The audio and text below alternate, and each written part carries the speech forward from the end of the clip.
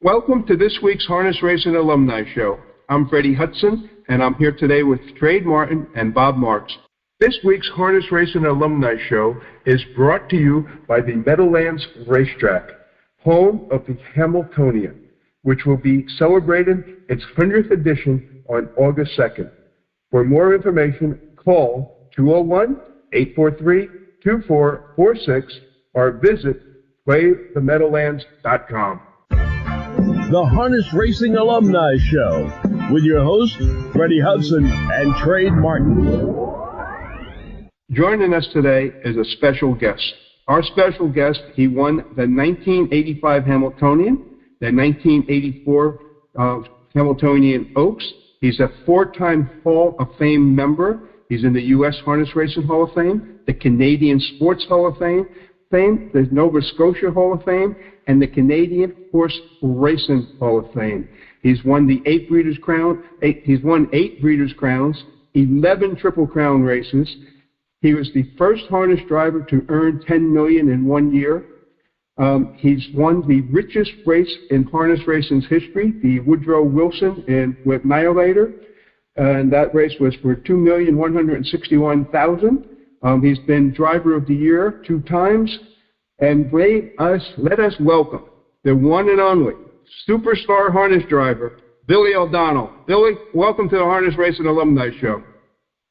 Jesus, Fred, I don't know what to say now after that introduction, but thank you very much. It's good to be here. And the older I get, the better I was at that, too, you know. Well, Billy, the Hambletonian's coming up. They're celebrating the 100th edition. I know you're going to be there, and I know that you've won the Hambletonian. What does it feel like to be in the Hambletonian? Is there any pressure on you? Well, it depends on what kind of horse you're driving. Sure, not so much with practice. I don't think it was pressure. I was pretty confident that he was. I always said, you know, when you get a horse like Practice or Annihilator, the pressure's on the guys that are trying to beat you, not you. So yeah, with him. But I've raced, you know, a lot of times where you had horses that you hoped, like Napolitano, there was no pressure with him. You know, Mac Lobel was the favorite, and I finished second. I thought I did the best I could. So I don't think I had many disappointments in the Hambletonian. I never felt pressure much, I don't think, anyway. Maybe that's why. I kind of liked it, to be honest with you. So. Yeah, but after a while, you're driving so many races that it becomes second nature. Well, yeah, and you're driving a lot. Like, you know, I feel sorry for a guy that would drive 1 or 2 races that day and had one in the Hambletonian. You got too much time to sit around and think, right? So yep. The other way, that's true. You're that's busy. So true. Yeah. You stay busy. That's why baseball is I love baseball, but it's a boring game because you don't have much to do in between catching fly balls or ground balls, right? Yep. Billy, how do you see the racing different nowadays? Like you were at the top of the game and you won 5,742 races, and you now have guys that they're racing like at 3 tracks a day, and they're over 10,000 wins. I mean, it's a totally different ball game. Well, back like when I did it, you could race the freehold in the afternoon and Meadowlands at night, and I did it a few days, but to me that just wasn't.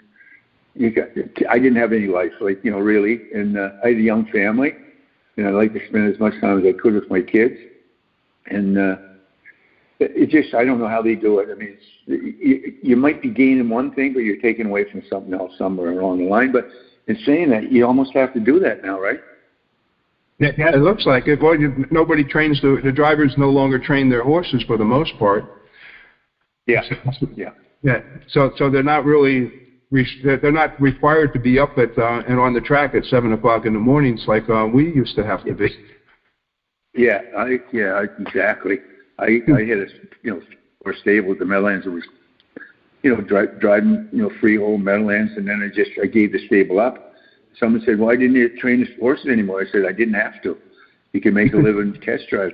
And it was, you sleep 9:30 in the morning, and you go to work at 7. You go home at 11:30. That's a pretty good gig, I used to like my schedule. I was on the track at 7, pretty much finished by 11, taking a nap around 1 o'clock in the afternoon, getting up at 4 o'clock, and being on the track around 6:30, finishing up around midnight, going out for dinner and drinks, and then starting all over again. Yeah, exactly. Yeah, that was second nature too for most of us, right? So yep. You get older, it kind of took its toll on us all, right? So I know now when the races are over and they go, oh, we got the reception afterwards. You like to go? Yeah, for 5 minutes. One time you stay till the end. No more of those days.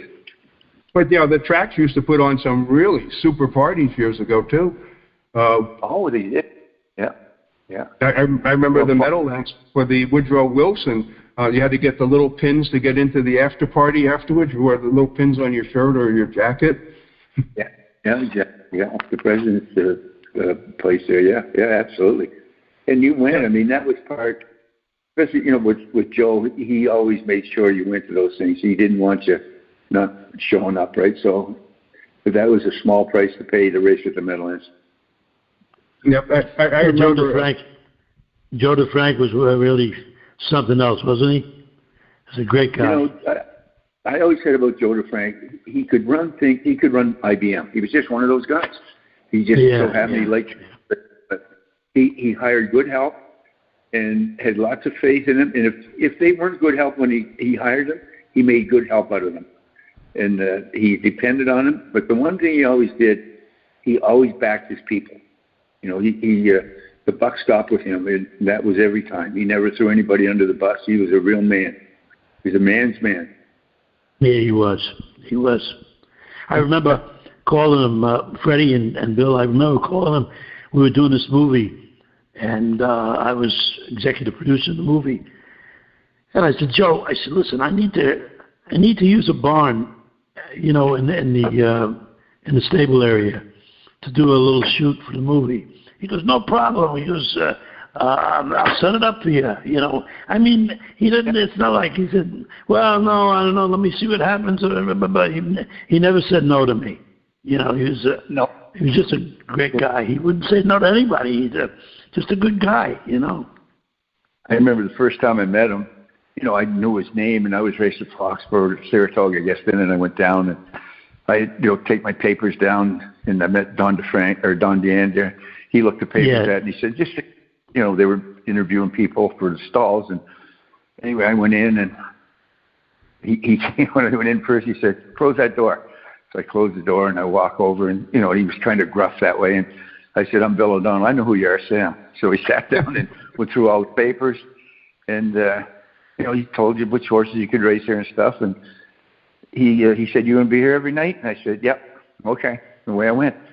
I had, I was racing 3-4 horses a night right off the bat, so I'm sure he didn't hurt for him to recommend you. Just you knew you were going to be there, and you made it known, right? So he was good. He was very, very good.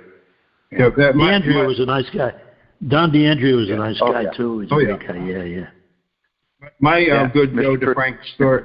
My good Joe DeFrank story is I went in with the papers for a horse called Skip Over. And he basically showed nothing but breaks on there from the year before. And this would be him making his 3-year-old start. And so I basically told him, I said, he's a lot better than what he shows on paper. And he said, okay, I'll give you a shot over here with that. I'll give you a shot with him. So Skip Over, he wins and pays like $20-some-odd, something like that. And so then I had to bring the papers in on another horse, Mariposa, who had been racing against the top 3-year-old fillies, and so she didn't look too good on the papers, but I said, she's a lot better too. And so he said, okay, so she got in to race, and I think in an open over at the Meadowlands, and nobody had a clue as to who she was whatsoever, and they didn't recognize, this was 76, they didn't know who the top horses were in the country and that she was racing against them. Well, she won for the fun of it by about 20 lengths and 57 in a piece, or 58. And so I had to go in the race office the next day. And so as I walk in, Joe looks at me, and he jumps up out of his desk, and he runs over to the window, and he pulls the blinds up, and then he turns around and he says, I just want to see what type of car you're driving today. Right. Yeah. He always said, too, about, they'd be talking about, you can't do this and you can't do that. And he said, we were at a meeting there one time. He said, listen, guys, I want to tell you something. there's no steeple in this building. It's not a church. So it's a gambling institution, right? So he knew what it was all about. He knew how to run it. He knew how to run a racetrack, boy. He had a lot of respect, and earned it, deserved it too. So yeah, he did. But talking about DeAndrea, I used to call DeAndrea Mr. Personality.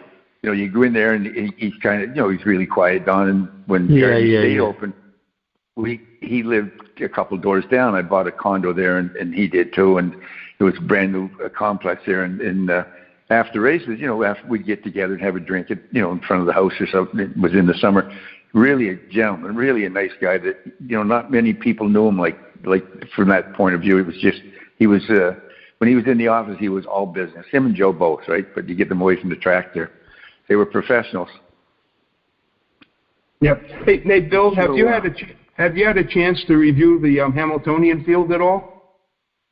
Yeah, I watched the races the other night. Yeah, I did.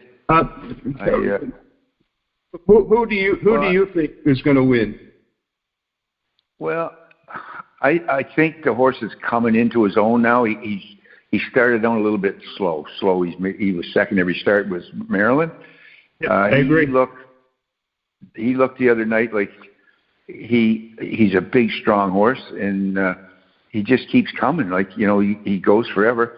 And down by the wire, he had the most trot of anybody, I think. And Super Chapter, he looked really good. And Scotty Zeron's horse too, he looked really good. He had some go at the end, and I think it'll be a pretty interesting race, to be honest with you.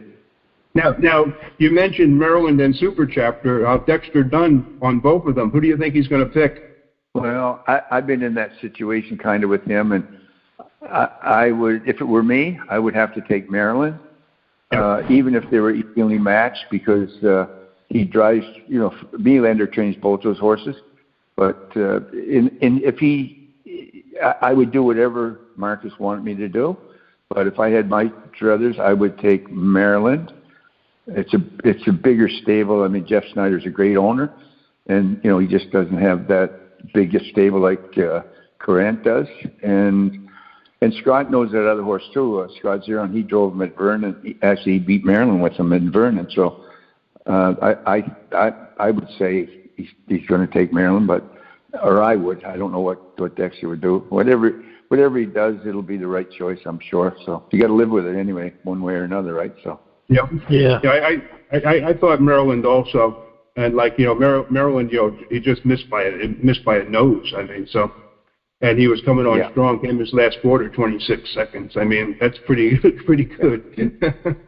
Well, he was first up too, and he just kept coming all the way to the wire. He's a big, strong horse. He can go a long ways fast, right? So, and I'm sure that Dexter's been pointing him for this day. So, and so is Mr. So. Did you get a chance to look at the Hambletonian Oaks at all? I did. Yeah, that's a pretty interesting race, I think, the Oaks, right? There's 4 or 5. What I did notice is there's a lot of Muscle Hill fillies in that race. So. Yeah, they're not passe yet, are they? They're still around. No. He's a good sire, that horse. He had a real impressive 2-year-old yesterday called Requiem at the Red Mile that raced 2 or 3 starts now. He looked really impressive too. He's a Muscle Hill too. So it's going to be a great day of racing, and it always is anyway, right? And some of the great get overshadowed, but it's worthwhile. The aged horses and the cane too goes. So it's a great day. Meadowlands puts on a very good show for the Hambletonian. And and other races too, but the Hambletonian is very special. Well, it's become a happening there. I lived in Jersey for 20-some years, and that's all they knew. Like I lived in northern Jersey, that's all they knew was the Hambletonian, right? So they didn't go daily or weekly, but they went for the Hambletonian. Actually, I got stopped for speeding one day. Was Hambletonian Day, and I had my 2 boys with me. They were young, and the policeman there in Wyckoff stopped me, and he took my license. He said, "Are you in the Hambletonian?" He said, "Yeah." He said, listen, just slow it down, but you better get down there, he said. So he let me go. So that's all he would know would be Hambletonian Day, probably, right? But it's a happening around there. Yep, and I'm from Roosevelt Raceway, and like growing up on Long Island, our big race and our big week was always the International Trot. I mean, that was just phenomenal. I mean, they were just it was a whole week of racing, so and parties and events and so forth like that, and all Long Island knew about the Hambletonian, the International Trot. I was there. I watched the International 1966. I was 18 years old. They sent me down with a horse, and I ended up staying for the summer. Worked for Jim Kennedy, and I remember that I packed the horse early and got finished and went up to the grandstand, and it was it was like wall to wall there, right? And I'm short. I couldn't even see the race, so there was a big guy beside me. He said, "Here, get on my shoulders," he said. So he put me on his shoulders and gave me his beer. Said, "Here, feed me this beer." He said. So I was watching when Armbro Flight won. She beat Rokopin. Yeah, that was quite a race. And I always said, people talk about that race, and I said, if you watch that race, that the best horse in there, I think, in my opinion, was Noble Victory. And he was only a 4-year-old, and he had the 8-hole, and he still finished third. But, if he'd have had the inside, he'd have made it awful interesting for those two seasoned horses, right? But it was a mile and a quarter or a mile and a half. I think they switched it around a couple times. So. Yeah, it was mile and a quarter that year, yeah. Because I know we had in 1970 Stylish Major in the International Trot, and he finished third. We were representing New Zealand, believe it or not.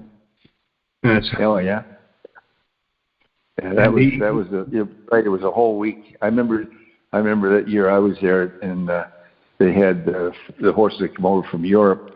Fresh Yankee or Armbro Flight. She was right across from us. Undame or Rafine? Rokopin, yeah. What's her name? Rokopin. Rokopin. Yeah, she was her that year. Yeah. I'd go watch them jog strong mare. Afternoon. Yeah. Yeah, great big long thing she was, guys. And the guy, I think he owned her, bred her, trained her, right? I believe so. Yeah. Yeah. Yeah, they're great racers. And they used to basically prepare for that right as the race ended. They were looking for next year's entries. So. Yeah, they would be. Yeah, absolutely. Yeah, I think that part of the deal was they got a free trip to Europe and maybe down under every year. Did they? Yeah. And there were some great stories, like Joey Goldstein at that time was the PR director for many of the international races, and he did some really, really strange promotions, especially like I think it was Jamin with the artichokes. Yeah. They had artichokes. People were shipping artichokes over to the Roosevelt Raceway from all over the world. It was comical. Oh yeah. Yeah. Wow. No, he was an innovator, Joe. Oh yeah, he did a great job, and he was involved in boxing too, if I remember correctly. Was he? Yeah. Yeah. And then we also had, like, at that time, going back from about '69 on, Jackie Lee came in as the announcer. And Jackie Lee was also the ring announcer for all the big fights at Madison Square Gardens. So. Yeah, I think he introduce. I don't know if it was Muhammad Ali, one of the big fights when he was a young man, right? Real young man. Yep. Yeah. What a voice he had, eh? What a voice he had, Jack.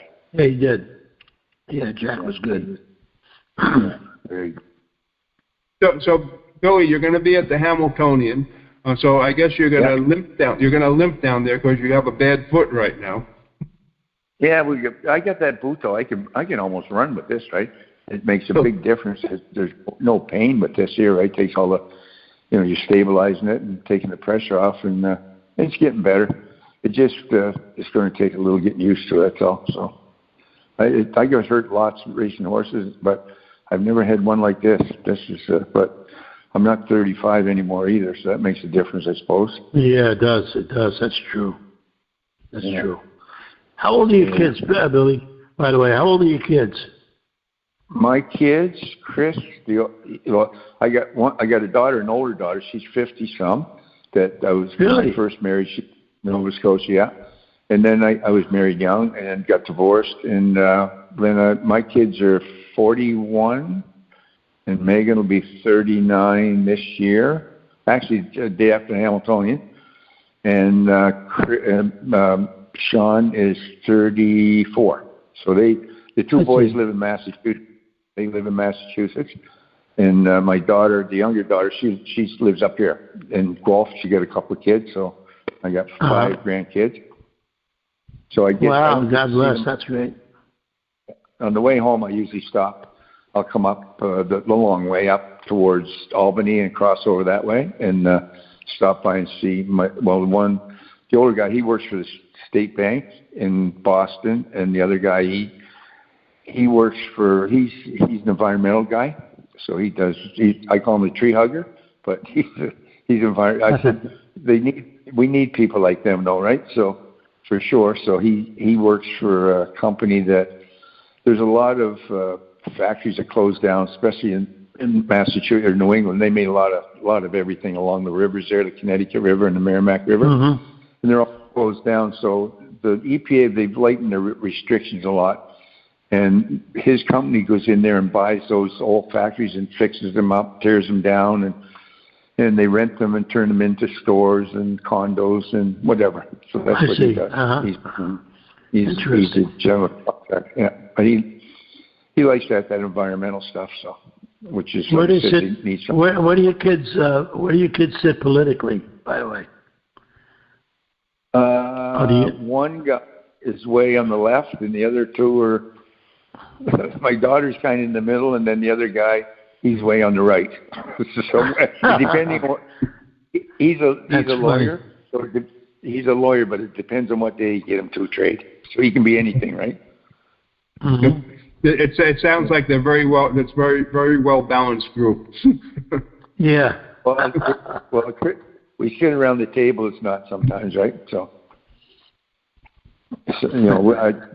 you bring up something, and there'll be a big argument. So the two things you're not allowed to bring up during dinner with the family are politics and religion, right? Yeah, that's right. That's right. Yeah. Well, with that, I'm going to close the show out. Billy, don't go away. I do want to send out a big wishful thoughts to the Meadowlands that they have a great upcoming Saturday with their 100th edition of the Hambletonian. Yeah, I hope you do too. Billy, thank you so much for joining us today. I know it was late notice for you to come on, and thank you so much for taking time out of your busy schedule to join us. No, anytime. Okay, that's a wrap for this week's show. Thanks for listening, and please don't forget to join us again next week. The Harness Racing Alumni Show